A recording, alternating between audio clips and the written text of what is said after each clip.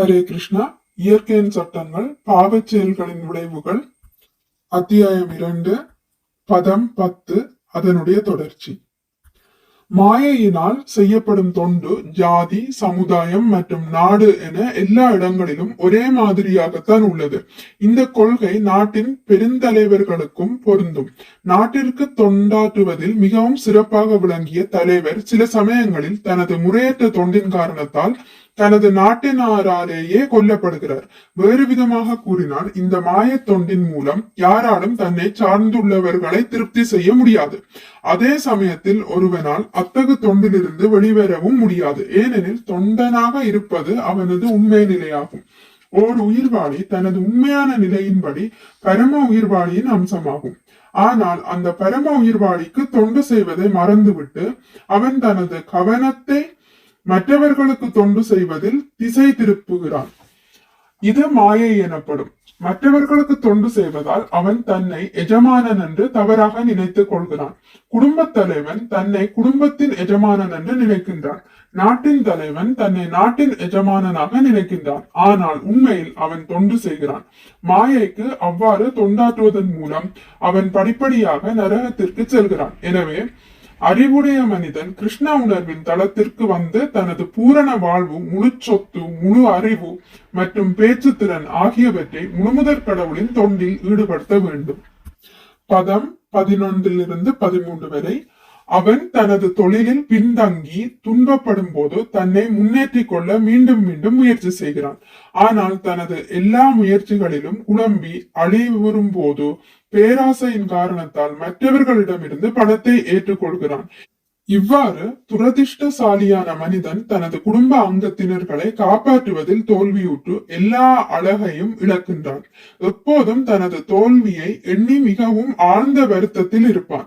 கஞ்சர்களான விவசாயிகள் தங்களது வயதான மற்றும் நலிவுற்ற எருதுகளை முன்பு நடத்திய முறையில் நடத்தாமல் இருப்பதை போல அவனது மனைவியும் மற்றவர்களும் அவனால் தங்களை பராமரிக்க இயலாததை கண்டு முன்பு அவனுக்கு அளித்த மதிப்பினை அளிக்க மாட்டார்கள்.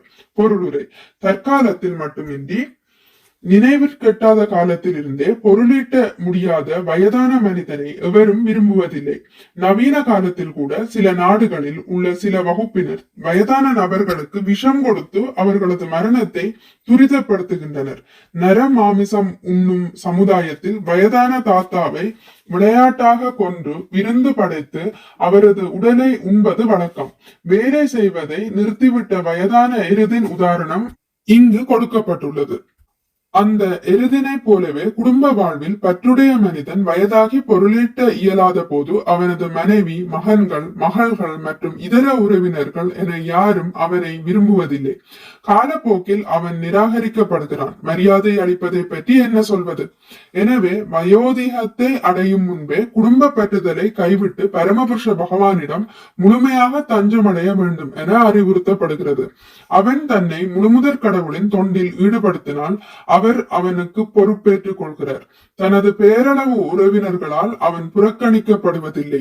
பதம் 14. தன்னால் பராமரிக்கப்பட்ட நபர்களால் பராமரிக்கப்படும் போதிலும் முட்டாள்தனமான குடும்பஸ்தன் தனது குடும்ப வாழ்வினை வெறுப்பதில்லை.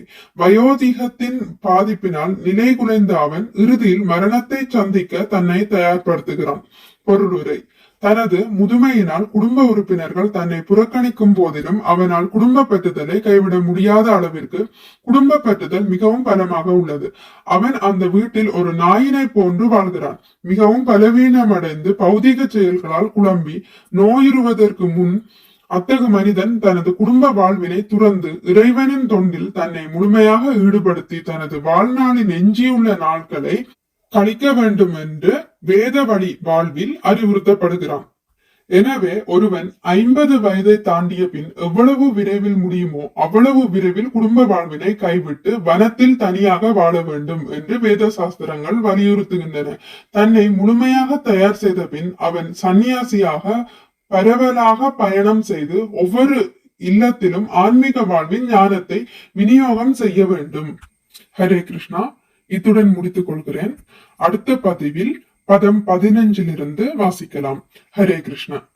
உங்களுக்கு இந்த வீடியோ பிடித்திருந்தால் லைக் பண்ணுங்கள், ஷேர் பண்ணுங்கள், சப்ஸ்கிரைப் பண்ணுங்கள், நோட்டிபிகேஷன் பெல்லை அழுத்துவதன் மூலம் அடுத்த பதிவுகள் உங்களை வந்தடையும்.